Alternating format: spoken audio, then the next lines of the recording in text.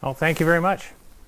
It's great to see a great turnout here. I heard that there was going to be music, right? So this is a project I've been working on for several years now. I had before that years of dreaming, and it took me a year to kind of get rid of those dreams. But in the time, I learned a lot about the modern web and all the things you can do. What I thought I'd do tonight is, instead of going too deep, but I have to explain it a little bit, what I've been doing with this new wiki, I thought I would describe how I kind of emotionally relate to it now, since I'm the #1 user, and show you some of the things I do on a daily basis using this thing. I also have a section kind of talking about how you would build a community on this. So anyway, it's a pleasure to be speaking here. I use a lot of my work is, I made the first wiki is almost 20 years ago, and I was very excited about this idea of it evolving in place. But I was interested in the way like folk tales evolved as they're passed on from person to person, and especially folk songs. So folk songs is kind of what I've imagined as the model. Anyway, one of the things is folk songs, pass on from minstrel to minstrel. They actually get truer than a lot of news because people don't sing deeply about things that aren't true. Maybe love, they might sing. And what I wanted is that dynamic. And as we get so many computers, I'm thinking, if I can make, most people when you have a bunch of computers, they try to program it so it seems like one computer. And I'm thinking maybe having a bunch of computers is actually a feature and not something that should be hidden. Just like having a lot of musicians and a lot of singers is a feature. So in putting this talk together, Christian drafted me, and so I pulled up a wiki and we wrote this little outline. And somewhere in there, he had seen a talk I gave at TED, and he said, gosh, if you did that TED talk again, but that was, it was only 9 minutes long, so it wouldn't fill up the evening. The other thing is I thought that there was this idea that was important, which was that a lot of people write to think, that you're not sure what you know until you read your own words. And in that same way, I code to think. So I said writing to think, coding to think. Then I was reading this paper that was talking about how programmers diss writers and talk about, it's just content. And writers diss programmers by saying, it's just code. We just need some code in here. And I thought, well, that's really a separation that I'd love to see put together. And so that's really what my, quote, song is about. And it's a song because, like all the great minstrels, they just wake up one morning and look at their breakfast and a song comes to them. That's kind of what I did here. And this is a song that came to me. I finally got an abstract that we agreed on, and then I just started saying, well, I've written like 60 whole wikis in the last 3 years. Let me just go rummage through the wikis and find what I have that supports this. This is like somebody looking at his breakfast and, remembering the time he had the same breakfast in Paris, and if it's Paris, it's going to be a love song. So this was my page of content that I pulled together, and it's up there. I think, how many people have looked at this page? It was mentioned in the Eventbrite. And it was probably pretty short, but it got bigger over the weekend. And then it turned into these slides. So one thing that I'd used in trying to explain why a federated wiki would be better than a regular wiki was I said, well, we don't want a single voice. We want a chorus of voices. And that chorus of voices, next thing you know, I'm talking about songs. And that's how it happened. I will say, if looking at the video, if I'm talking to somebody who's in our future watching this video and you can't see the screen, it's all up here on the wiki. This is song.fed.wiki.org. And that will get you this page. And anything I'm showing in the slides was just my translation from this page. So I talk about songs. I want to talk about code and content. And here I picked this code. This is actually pretty old code, but not as old as I am. And I recognized the code. At first I thought it was BASIC, and then I looked at it and said, wait, that's not BASIC. Turns out to be Fortran, but it's very classic code because it's code for the original adventure game. And this is the content. The guy who wrote this game, he got code and content, 2 files, and they were all intertwined in such a way that it made an adventure. And this code had actually been lost for a number of years, but somebody got digging through the old backup tapes from Stanford University and found it, and wouldn't you know, it's up on Wikipedia. So you can find this too. Now, trying to put them together, well, this is what it looks like when you put it together. It's kind of a jumble. So what I did is I said, well, let me see if I can read these text files and put them into Wiki and make something that looks like a wiki. Now, like that first line says, you're at the east end of a very long hall. Well, here I am, east end of long hall. So there's a page. In Federated Wiki, they're all small, so that when you click on something, you can put another link next to it. So this is clicking on, the second link, the crossover, and now I'm in the crossover, and the second choice is Hall of Myths. And by the way, I'm not playing the game here. It's like I'm flipping through a map. What I'm trying to do is channel Will Crothers, who wrote this game, and I just want to relate to the game the way he related to the game. He wrote it for his kids. I didn't want to be his kids. I wanted to be him. And so I wanted to move around and feel what it was like to be in this game as a programmer. Now, here you look at the second choice there. It says, if you go up or east, there's 2 places to go. It says you can go to the dome or to the top of a small pit. And in fine print there, it says it's statement 26 is going to determine what that is. And if I click on statement 26, now I'm in the pages of Fortran code that I put in the same wiki. And this is just the fragment that's statement 26. And I don't know if you can see that, but it says, let's set L for location to 22. That'd be room 22. But then it says, but if the nugget is in a place that is not equal to -1, then go to location 14. And part of my reader says, well, in fine print under there, it says 22 is the dome, and 14 is the top of the small pit. So I've moved out of the content and into the code in a smooth way.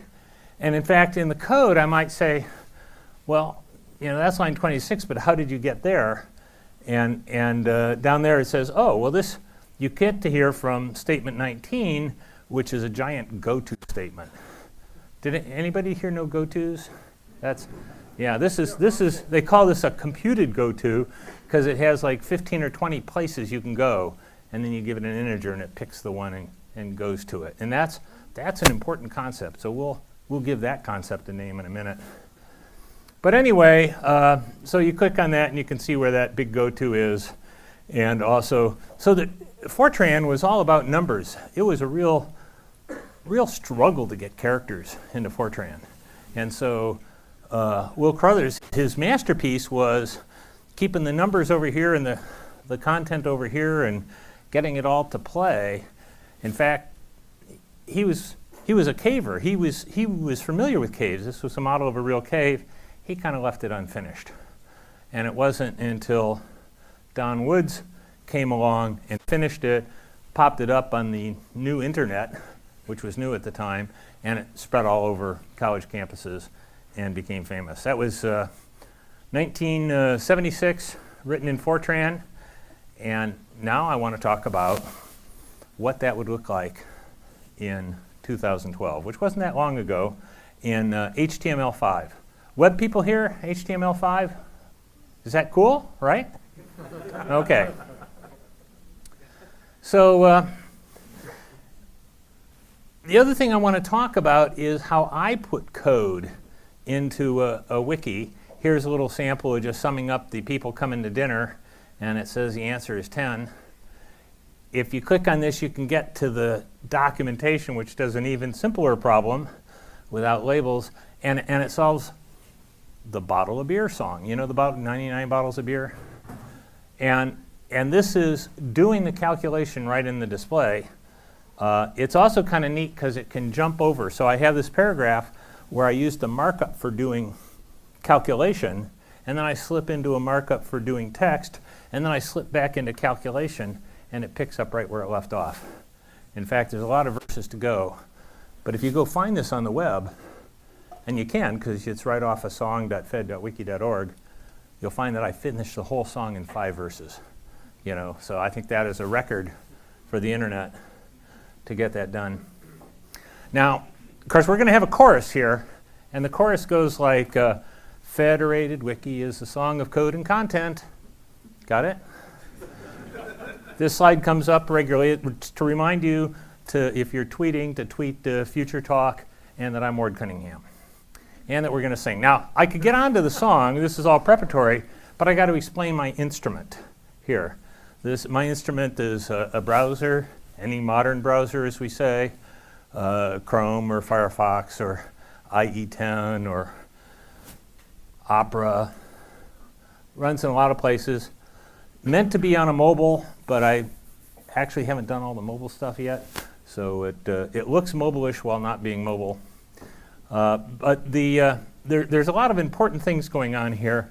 And I've given these talks before, and people say, well, when you started the demo, I couldn't tell what you were doing. So I'm gonna name some things here. And that big Ward Cunningham there, that's called the title. And then in the middle is the story. I call it the story. And down at the bottom, there's this kind of funny stuff, and that's the history of the story called the journal. And that's like the undo, redo commands you usually have, only on mine, because you're passing these stories around, you might really care more about where it came from and where it's going. And so that's a history of everything that's happened to that page. And in fact, you can roll over that and watch me write this over the last 2 weeks.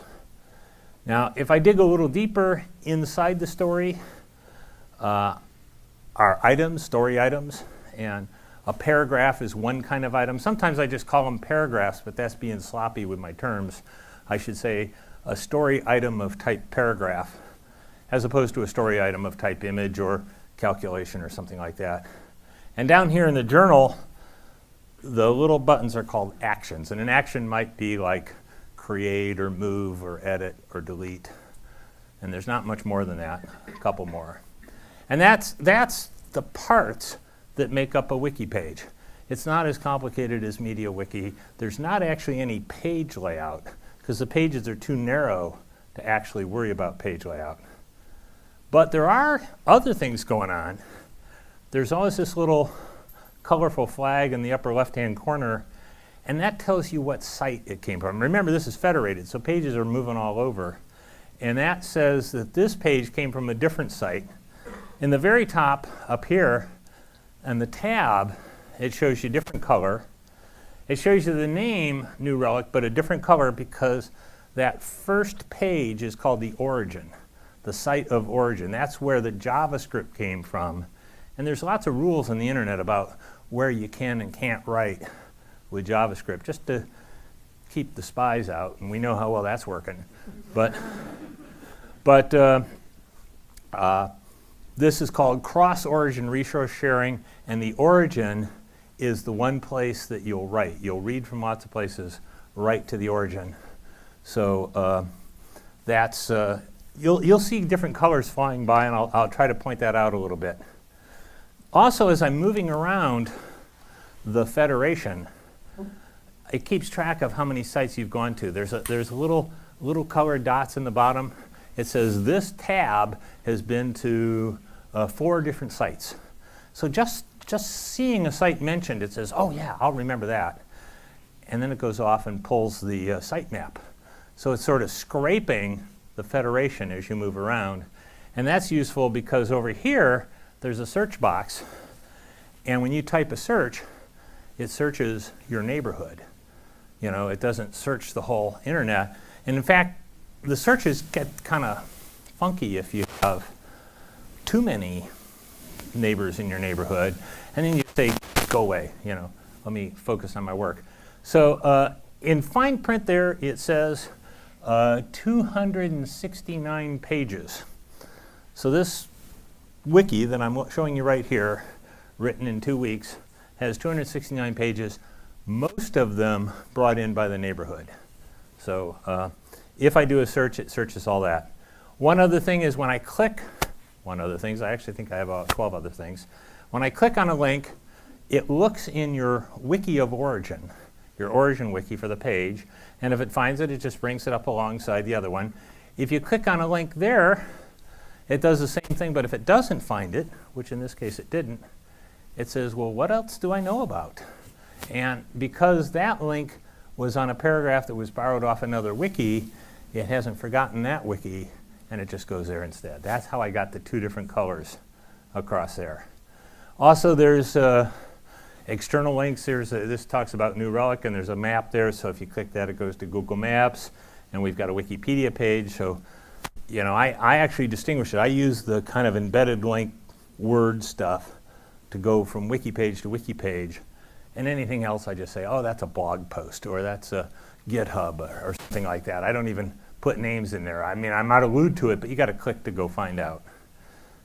So I'm very Federation-centric, I guess.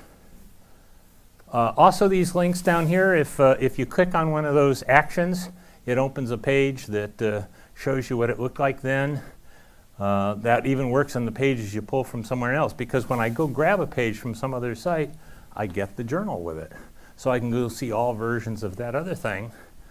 And up at the top here, this is interesting. This is pages that I haven't fetched, but that also have the same name, because I'm pulling in all these sitemaps. It says, gee, when I pulled in the sitemaps, I see a few other word Cunninghams, because like I say, I wrote a lot of these wikis. And it says, there they are, and it all says older, so maybe I'm not too interested in them. If somebody took a page of mine and they were still in my neighborhood and improved it, I'd see it pop up and it'd say newer. And I'd say, oh, newer page, let me see what he did. And then there's the journal there to tell me. So that's all the machinery that holds this thing together, all in just ornaments of simple looking pages. Oh, by the way, down there in the neighborhood, if you click on those, you just say, leave this origin, let's go make that be an origin. Same with that flag up at the top by where it says New Relic.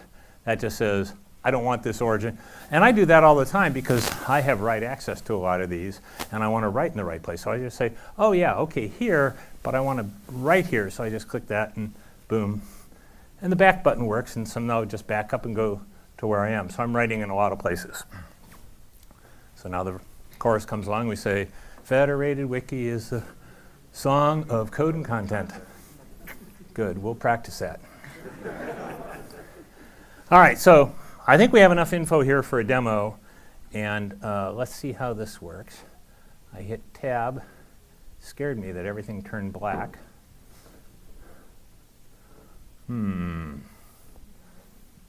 There we go. That wasn't what I expected to happen. But anyway, so this is live, and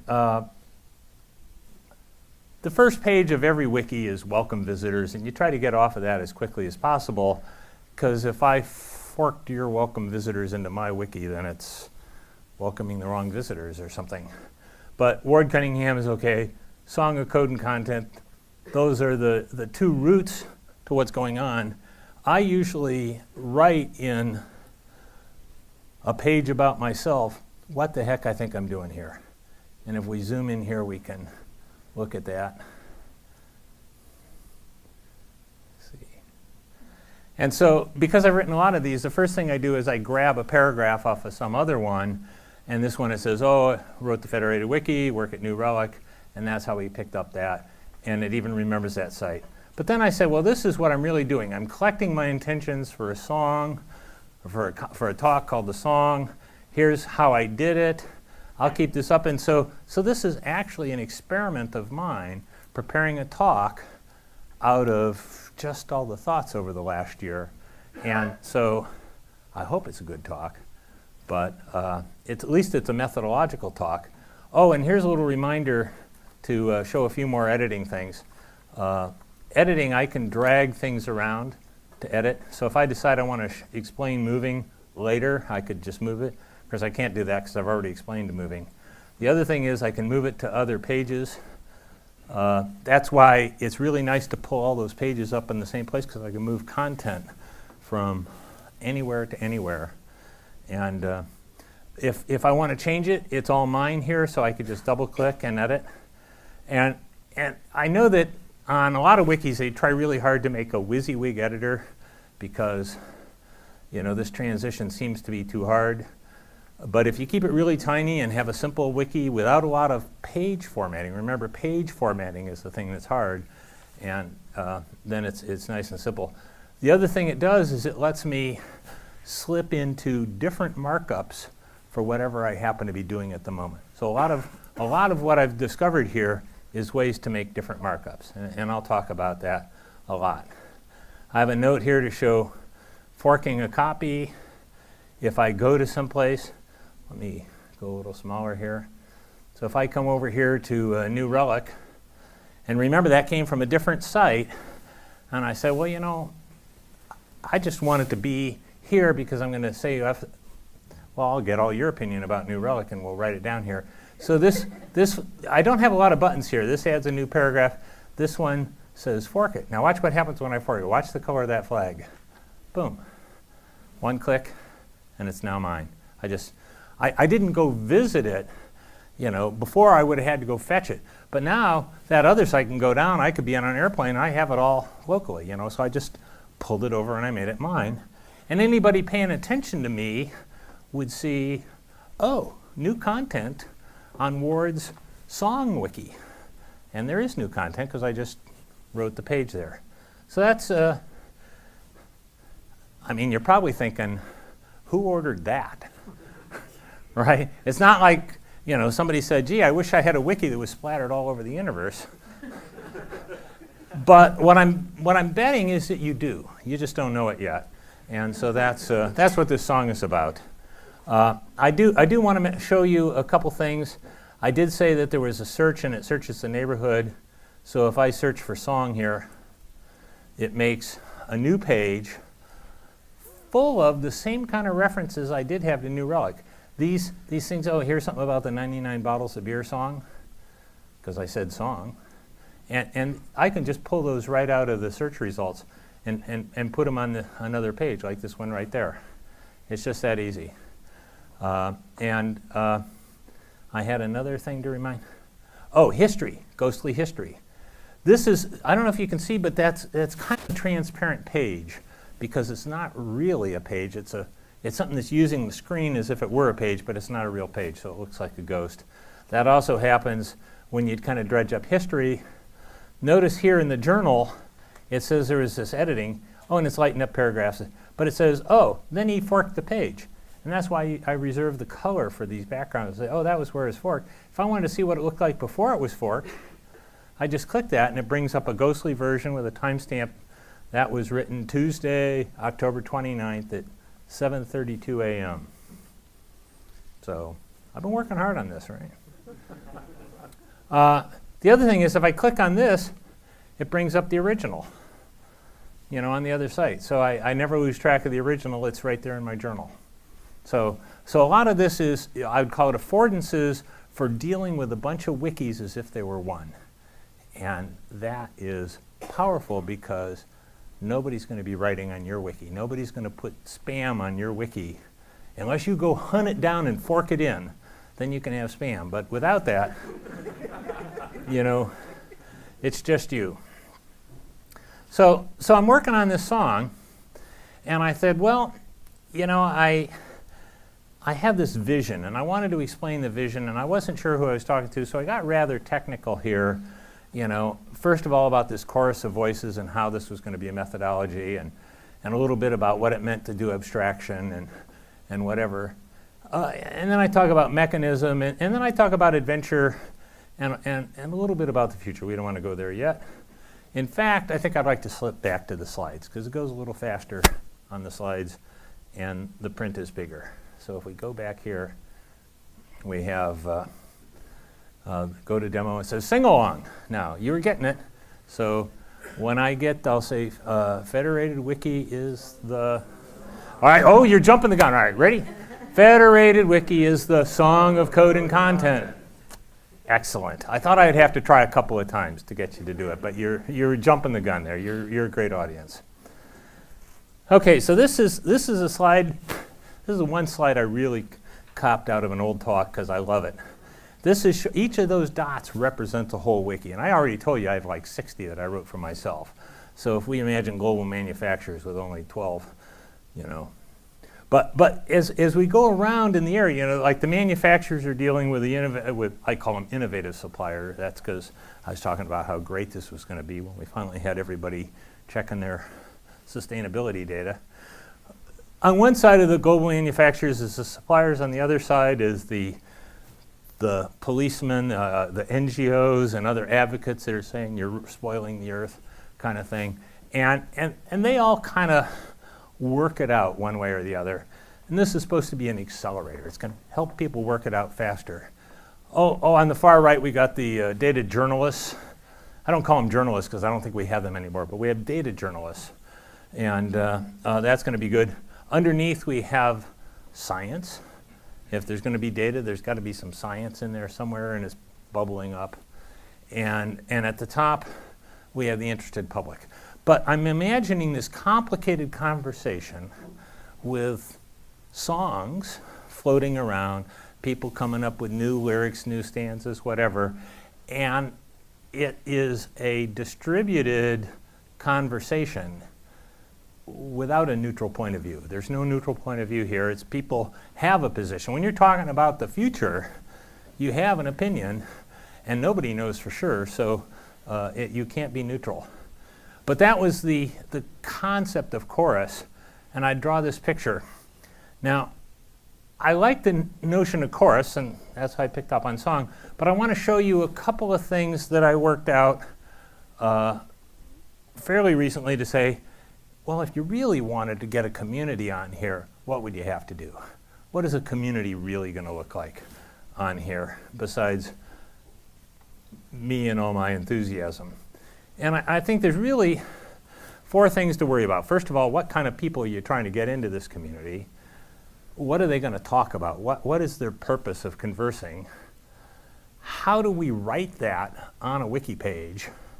Do we need special plugins with special language? And finally, and this is kind of a tricky one, this one's a leap, how do we talk about the work we're doing there? Not do the work or present the results of the work, but how do we talk about the doing of the work? And this, well, it begins to sound kind of like workflow, but it's an area where I think we get into special markup. So let me run through these a little more slowly. When we're talking about kinds of people, I say, well, how do they talk? What vocabulary do they use? Do they understand each other? Do they have aligned interests? Are they trying to go relatively in the same direction? Are they people who are prone to action? Are they on here and they're going to meet each other and they say, let's go do it? And I've been in some communities that have done all that, and it's great. So the other thing is, you know, this is a sharing community, and you have to be able to work without thanks. Nobody's going to thank you because they're going to grab your pages and they're going to forget they grabbed them. Even if I put the little dot down in the bottom, they'll forget it and they'll think it's their own because it is their own. That's how we share. You know, we just start quoting each other until we think we invented it. But the thing that'll make it work is if this community, the kind of people are ones that are interested in neighborly success. And you know, there could be another federation over there, and maybe there's 2 places where it overlaps. But basically, you'll work in a community of practice, they sometimes call that. So now what are they going to talk about? Well, they're really going to be trying to understand each other. You say something, I listen, I try to interpret what you're saying. This notion of interpreting is very fundamental. When I interpret something correctly, then I've gained a correct understanding. I might interpret something incorrectly and gain an even better understanding. You know, it's hard to tell. A lot of people, when they computerize things, they want to computerize the workflow. how do I get what I think I'm supposed to produce here over to you so you can do what you think you're supposed to do with it? And you get all this supposed to this and supposed to this. Well, the unstructured nature of a wiki is great for when you need to step outside of that. It's not so much about the workflow, although you want to be able to do work here, but you also want to be able to step outside of the workflow and talk about whatever you need to do to really have an impact in your effort. So I say the real value here will be from the side effect of doing things. This isn't a wiki to talk about doing things. This is a wiki that you can go in and do things. And when you're doing things, the side effect of that is you create a lot of documentation, just leftover from the doing. And other people read that. They'll read your doings, and it'll be punctuated with small innovations. Lots of small innovations, like changing the tense of a stanza in a song. It just makes it mean something a little different. There'll be lots of small innovation in this compounds because it's not forgotten. This is why, I do love Twitter, but, when it goes off the top of the screen, it's gone. There are ways to search for it, I know that, but, it's this telescope of attention. And a wiki is much more accumulative. Things collect there, and that's something we don't want to lose. When we talk about representation, it's measurements, projections, visualizations. Also, that you want to be able to move to places that are unexpected. That exploration is important. Integration, finally publication. That's the kind of things that this community should be expecting to do. And now we say, how is the work done? If you're going to double click something and write something that's going to do work, how do you do that? What is the jargon of technique? How do you talk about the technique of doing your work? That's what really matters. It'll all be domain or data specific. If you were a scientist, you would say, I've given you my scientific results, but I'm also going to give your team my scientific methods. These are the methods that are, so like if you do stuff with frogs, the methods is how you keep the frogs alive, right? So you can get a result. And that's what's going to become the markup. So I call it markup. Some people call it domain-specific language. And I want to just pick on one word, and I'll go back to Charles Babbage, a guy who kind of invented computers, and Ada Lovelace, who invented programming computers. In fact, she wasn't asked to invent programming computers. She was asked to translate some review that some German had done on Babbage's work. And so she translated his comments to English. He's an Englishman. And then she adds this, 10 more pages, which she labeled notes. And in notes, she said, well, he didn't really see the potential of your machine, that these little rotors and things that you think of as encoding numbers could mean anything. They could be notes in a song. It could be words in language. It could be anything. It's a representation that could become something else because the machine was all of a sudden powerful enough to take that representation and feed it back through. Now, Alan Turing, later, he's the guy who said, well, those numbers could easily represent some other machine. We could have a machine that in itself has a model of some other machine that's modeling another machine. All machines are equal. And that's kind of where computer science stopped almost, It's like it's hard to beat that. So that won't keep me from trying. So here's my version of an interpreter. This is going to make sense of something, and it says for each word, put that word into action. You got some words, put those words into action. And here's what it looks like when you code it up. I apologize for this being small, but it basically says for each symbol, if the symbol is sum, then add A and B. If the symbol is product, then multiply A and B, and so forth, ... That's a decoder of the meaning of symbols. Oh, by the way, when you start doing this, you stop calling them words because it might be punctuation or numbers or who knows what. So you say for each symbol, we'll attach meaning to the symbol by basically testing it over and over. And in fact, the way I like to say it is for each symbol, dispatch to action. Dispatch is that thing where you say, I know what the symbol is, and I have some table that says, go. Remember that go-to, with about 30 statement numbers in it? That was a dispatch. You got a number in here, some room number or a number of the magic wand or whatever it was. That comes in and it jumps to someplace. So dispatching is the way we give symbols meaning. Now, I'll magnify this because I then go on and say one of the most important thing I've done over the last 3 years is get all the dispatches in the right place. Take things and give it meaning. The site names, well, the internet kind of does that. You take a name and it takes you to a place. That's dispatching. Unless you're in Turkey, in which case they interfere with that, or China.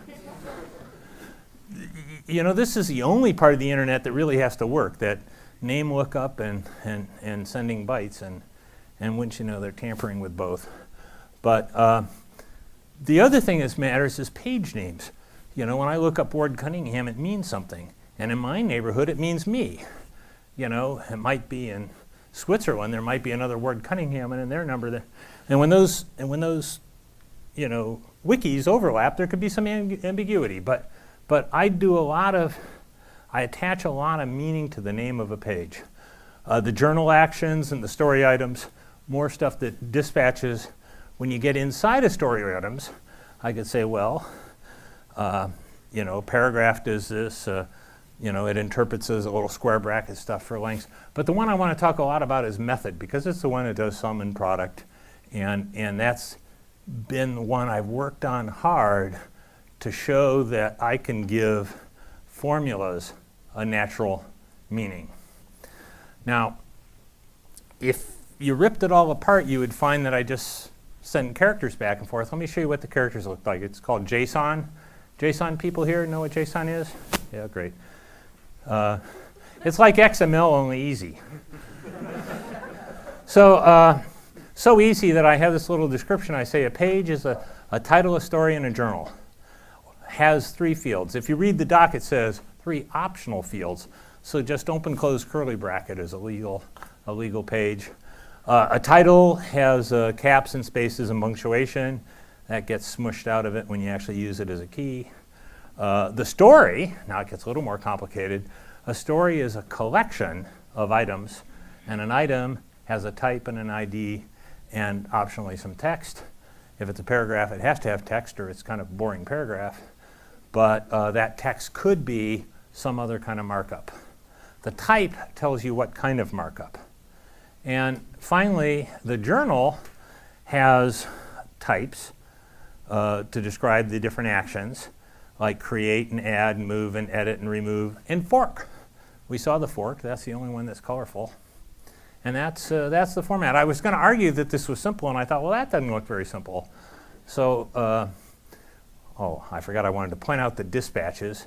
But I also wanted to show you you delete all the comments, and then it looks simple, right? God, I blew my joke there. That's just what you do. Programmers, if they want to make it look simple, they delete the comments. Got it, right.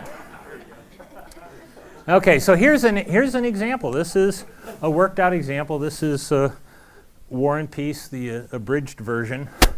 It has one paragraph. It says, the strongest of all warriors, ...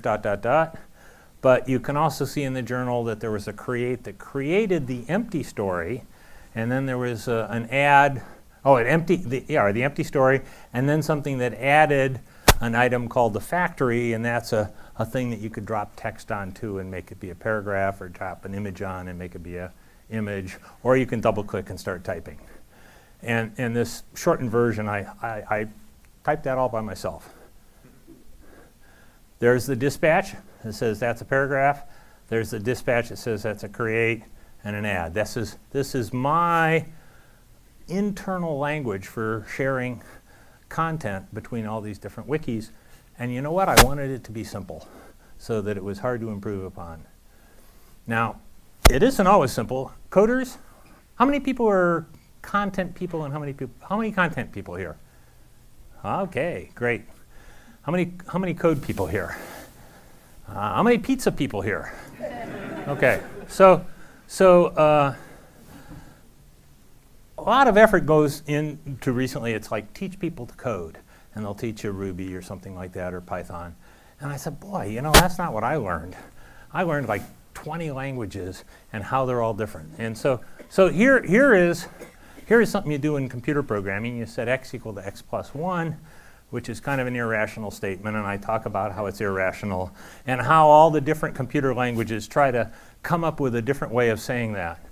And then I go on to swapping x and y, and that's really hard, and they've got really ornate ways to do that, including the colon equal colon operator, you know, that'll or parallel assignment.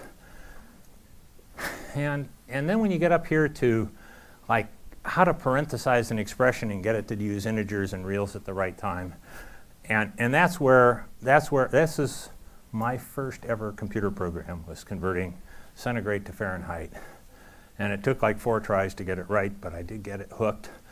I got it right and I got hooked on it, but this is what we're dealing with. It's just, you know, when everything has to be in a file and it's everything, then you know the languages really get ornate. And this was part of a series. I called it 100 steps, because I was going to write 100 pages like this, and I probably got 30 of them written.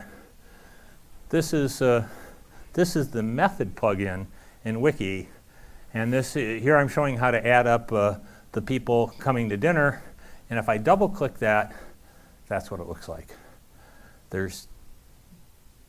Well, the only punctuation is I have to use uppercase if I want sum to mean sum.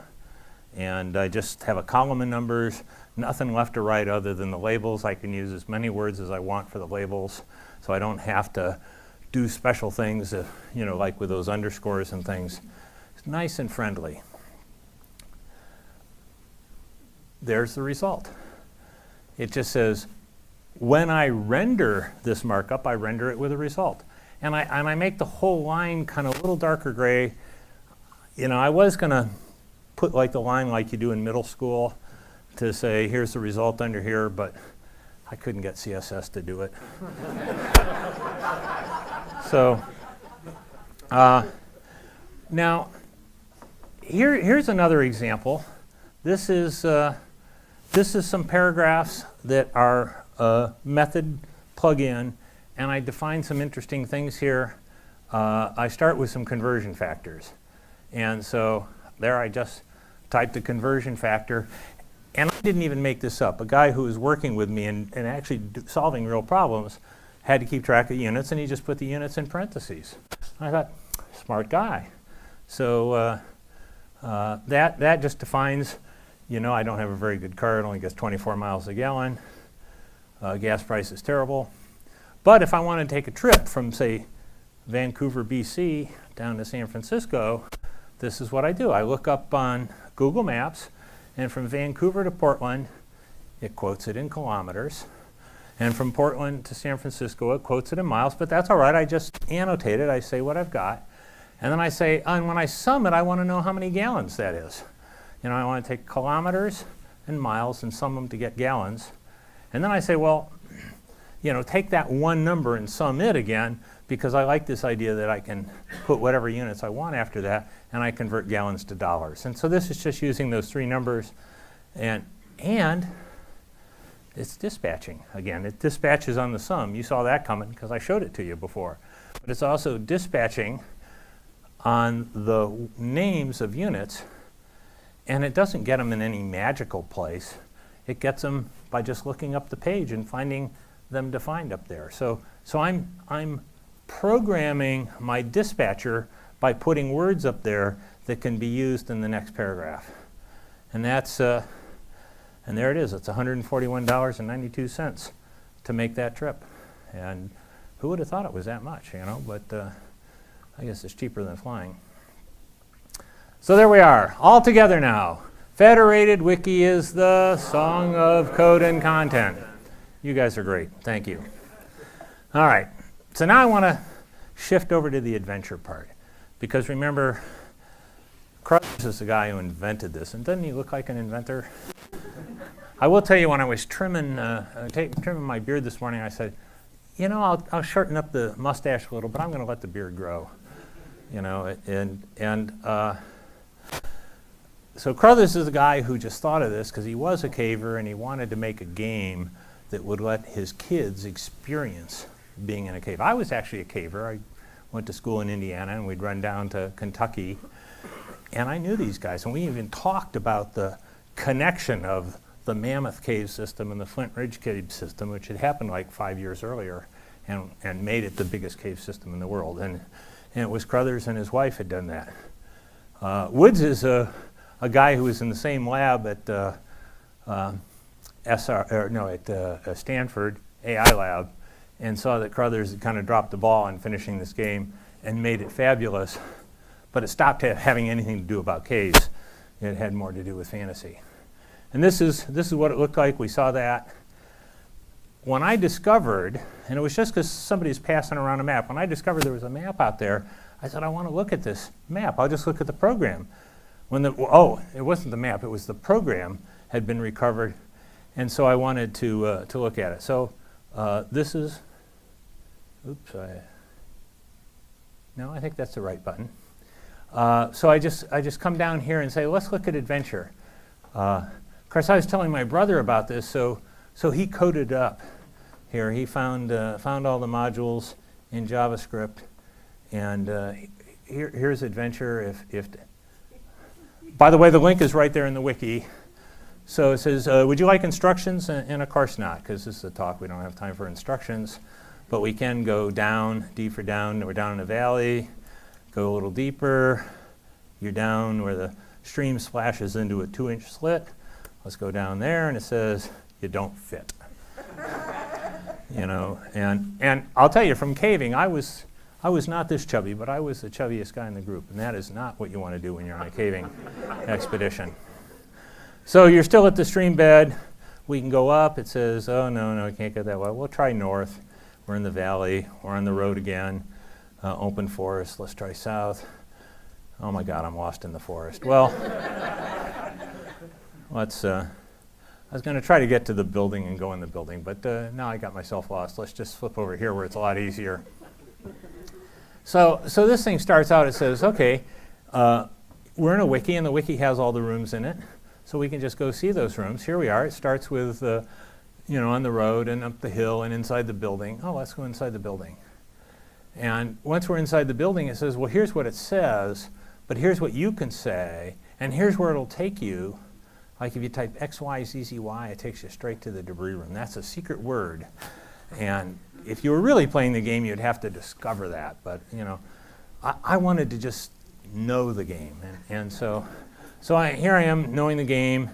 And, we'll go over to the small pit because we saw that before. And, here is, if we go down from the small pit, it says you go to Broken Neck. Or you go to Hall and Miss.